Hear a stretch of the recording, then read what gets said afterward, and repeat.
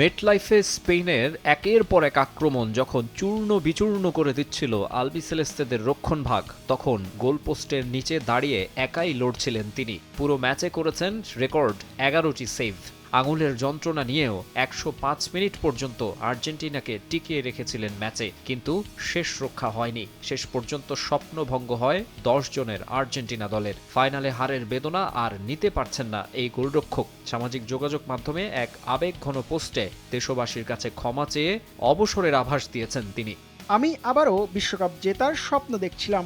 স্বপ্ন ছিল ট্রফিটা আর্জেন্টিনায় ফিরিয়ে এনে নতুন ইতিহাস গড়ার। সত্যি বলতে এই কষ্ট ভাষায় প্রকাশ করার মতো নয়। এখন অনেক কিছু নিয়েই নতুন করে ভাবার সময় এসেছে, কিভাবে সামনে এগিয়ে যাব এবং এটাই জাতীয় দল থেকে সরে দাঁড়ানোর সঠিক সময় কিনা তা নিয়ে ভাবছি। আমি সত্যিই দুঃখিত।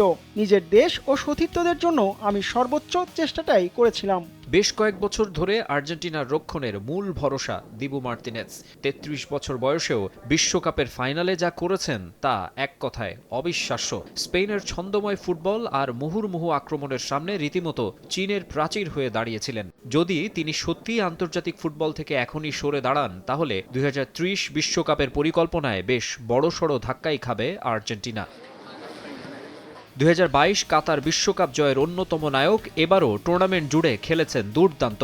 ৮ ম্যাচে রেখেছেন ২টি ক্লিনশিট। ক্লাব ফুটবলে অ্যাস্টন ভিলার এই তারকাকে নিয়ে ইউরোপের একাধিক বড় ক্লাবের আগ্রহ রয়েছে। ঠিক এমন সময়ে আন্তর্জাতিক ফুটবলে নিজের ভবিষ্যৎ নিয়ে অনিশ্চয়তার কথা জানালেন এমি। তবে ভক্তদের আশা, আবেগ সামলে সিদ্ধান্ত পুনর্বিবেচনা করবেন আলবিসেলেস্তেদের বাজ পাখি। মাকসুম আলম খান, সময় সংবাদ।